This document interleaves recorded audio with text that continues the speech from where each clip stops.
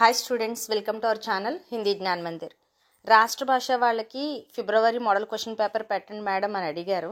So వాళ్ళ కోసం guest paper పెడుతున్నాను. ఫిబ్రవరి 2025 గెస్ట్ పేపర్ చూడండి. మోస్ట్లీ ఇవి చదువుకొని వెళ్తే మీరు గ్యారంటీగా సెకండ్ క్లాస్లో అట్లీస్ట్ పాస్ అయిపోతారు. మొత్తం అన్ని చదువుకుని వెళ్ళిన వాళ్ళు ఫస్ట్ క్లాస్లో పాస్ అయిపోతారు. Okay, so no doubt in that. చూడండి ఒకసారి. ఫస్ట్ రోమన్ వచ్చేసి మనకు 2.5 hours టైం ఉంటుంది. 100 మార్క్స్ పేపరు. మనకు పేపర్ 1 పేపర్ 2 ఉంటుంది, అది అందరికీ తెలుసు. ఇక్కడ భావార్థాలు రాయాలి. ఫస్ట్ రోమన్ వచ్చేసి కవిత అంటే కవి పరిచయం రాసి భావార్థం రాయాలి కంపల్సరీ. అలా రాస్తేనే మార్క్స్ అనేవి వస్తాయి. ఇక్కడ 5 ఇచ్చారు, మనం ఎనీ 2 రాస్తే చాలు. ఓకేనా, 2 రాస్తే సరిపోతుంది అనమాట. మీకు ఇది పర్టికులర్ లెసన్ అని ఇక్కడ లెసన్ అని మెన్షన్ చేయడం జరిగింది, బట్ అక్కడ ఉండకపోవచ్చు. సో మీరు గెస్ట్ చేయాలన్నమాట. ఏదైనా ఫస్ట్ 3 లెసన్స్ చదివేసుకోండి అమ్మ. అది పద్య భాగైనా గద్య భాగైనా కహానీలైనా నిబంధనలైనా ఫస్ట్ 3 చదువుకొని వెళ్ళిపోండి. 100% మీకు అందులోంచి గ్యారంటీగా వచ్చేస్తాయి రాష్ట్ర భాష వాళ్ళకి. ఓకేనా, సో 5లోంచి 2 అనేవి రాస్తారు. అన్నీ అటెంప్ట్ చేయండి, వచ్చినా రాకపోయినా ఫస్ట్ క్లాస్లో పాస్ అవుతారు అన్నీ అటెంప్ట్ చేస్తే. ఓకేనా, సో సెకండ్ది వచ్చి సారాంశం. మీకు తెలిసిందే, చెప్పాను కదా, ఫస్ట్ 3 లెసన్స్ చదివితే ఒక లెసన్ సారాంశం అనేది ఇందులో నుంచి వస్తుంది. తర్వాత కంఠస్థ దోహేలు ఉంటాయి చూసారా, సో అవి కూడా ఇంపార్టెంట్. చెప్పాను నేను ఛానల్లో, ఒకసారి చూసుకోండి. అవి కూడా చదివితే అందులో నుంచి 4 ఇస్తాడు, 2 రాస్తే చాలు. ఓకేనా, చదవండి, అది ఈజీయే. మీకు కొన్నే చదవచ్చు కనుక, ఎక్కువ లేవు కదా. నెక్స్ట్ తర్వాత కూడా భావార్థాలు రాయాలన్నమాట. ఇవేంటంటే గజల్స్, అలాగే కబీర్దాస్ దోహేలు ఇవి ఉంటాయి కదా, సో వాటి భావాలు రాయాల్సి ఉంటుంది. 6 ఇస్తారు, 3 రాస్తే చాలు. ఓన్లీ భావం రాస్తే సరిపోతుంది. ఆ కవి పేరు భావం రాస్తే చాలు. ఓకేనా, సో నెక్స్ట్ ఇది 4th రోమన్. తర్వాత 5th రోమన్కి వచ్చేసి మీనింగ్స్ హిందీలోనే రాయాలి. ఒక 10 ఇస్తారు, మనం 5 రాస్తే చాలు. 5కి 5 మార్క్స్. తర్వాత వాక్య ప్రయోగాలు, వీటికి కూడా చాయిస్ ఉంటుంది. ఒక 10 ఇస్తారు, 5 రాస్తే చాలు. అంటే అక్కడ మీరు ఆ క్వశ్చన్ రాసి దాని రిలేటెడ్ సెంటెన్స్ ఫ్రేమ్ చేయాలన్నమాట. అలా చేయాలంటే ఫస్ట్ దాని మీనింగ్ ఏంటో మనకు తెలియాలి. తర్వాత 7thది ఈజీ, చాలా ఈజీ. ఒక పారాగ్రాఫ్ ఇస్తారు, ఆ పారాగ్రాఫ్ నుంచే క్వశ్చన్ అండ్ ఆన్సర్స్ ఉంటాయి మనకి. చాలా డైరెక్ట్ క్వశ్చన్స్, డైరెక్ట్ ఆన్సర్సే ఉన్నాయి. ఒకవేళ ఇండైరెక్ట్ ఉన్నా మీరు కొంచెం మైండ్ పెట్టి రాయాలి, అంటే ఆ పారాగ్రాఫ్ మొత్తం జాగ్రత్తగా చదవాలి. నెక్స్ట్ 8th రోమన్ వచ్చేసి మనం ఏదైతే గద్య చదివామో అందులో నుంచి క్వశ్చన్ ఆన్సర్స్ ఉంటాయి.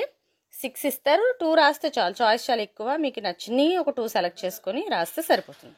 నెక్స్ట్ 9th వచ్చి సారాంశం. వాటిలో నుంచి బహుకి విధ ఇవి ఉన్నాయి చూసారా, అంధేరి నగరి, వాటి నుంచి ఒక సారాంశం ఒక ఏకాంకి సారాంశం రాయాలి. అలాగే పాఠక సారాంశం, ఏకాంకి సారాంశం 2 రాయాలి. తర్వాత పాత్ర పరిచయం, మనకున్న వాటి నుంచి, అంటే ఇప్పుడు బహుకి విధ ఇవి ఉన్నాయి చూసారా, అందులో నుంచి క్యారెక్టర్స్ ఉంటాయి కదా, సో మీకు తెలిసిపోద్ది. అది స్టోరీ చదివినప్పుడు ఆ క్యారెక్టర్స్ ఏంటో తెలుస్తాయి. అందులో ఒక 2 క్యారెక్టర్స్ అనేది సెలెక్ట్ చేసుకుని రాయాలన్నమాట. చాయిస్ బాగానే ఇచ్చారు 5, అందులో నుంచి 2 రాస్తే చాలు. నెక్స్ట్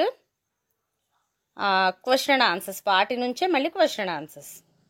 అది కూడా మీరు చదువుకున్నట్ల నుంచి ఖచ్చితంగా 2 వచ్చేస్తే 2 రాయాలి కనుక సరిపోతుంది. 1, 2, 3 చదువుకుని వెళ్ళండి చాలు లెసన్స్. తర్వాత సందర్భశత వ్యాఖ్యలు అన్నమాట. అవి జాగ్రత్తగా చదివి దానికి సంబంధించిన భావం మీకు ఏం అర్థమైందో అది రాయండి, సరిపోద్ది. ఓకేనా, అది కూడా ఆ లెసన్స్ నుంచే. ఇది మనకి పేపర్ 1 అన్నమాట. ఇప్పుడు పేపర్ 2 చూద్దాం. పేపర్ 2 వచ్చి ఫస్ట్ రోమన్ సారాంశం రాస్తాం ఫస్టే. అవి కూడా 3 చదువుకుని వెళ్ళండి, అందులో ఒకటి రాస్తారు, ఒకటి వస్తుంది పక్కా, చదువుకోండి.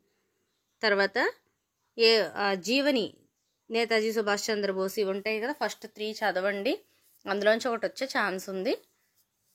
నెక్స్ట్ నిబంధ కూడా అంతే. మీకు వచ్చిన నిబంధన తీసుకుని చక్కగా నీట్గా రాయండి, అన్నీ అటెంప్ట్ చేయండి, మంచి మార్క్స్ వస్తాయి.